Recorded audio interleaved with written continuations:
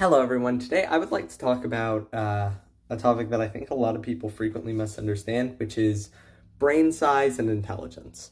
So there's a common misconception actually that a lot of people will say that brain size doesn't correlate to intelligence. However, there is no evidence to support that claim. All evidence shows brain volume is associated to intelligence within humans. When using high quality measurements of intelligence, the correlation gets up to about 0.4, which means 16% of the variance is due to, in intelligence, is due to brain volume or can be attributed to brain volume, which is obviously not zero. I don't exactly know where this misconception comes from, but I feel like it is important that it gets addressed. Now, obviously, brain volume, 16% isn't 100% of the variance, but it is significant. And there's also other brain factors that count. So some other brain variables that are notably important to intelligence is the speed at which your neurons fire.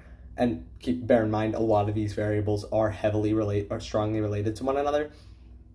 The size of your neurons, the speed at which they fire, the pH in your brain, like a higher pH is associated with higher intelligence, faster neuron firing is associated with higher intelligence, larger brain volume. There's one more. I'm blanking on it right now. The actual length of your neurons and their complexity. So, like longer neurons, longer axons, and ones that connect to more other neurons. Now, obviously, length and complexity are probably going to be associated. Brain volume is going to be associated with the size of your neurons.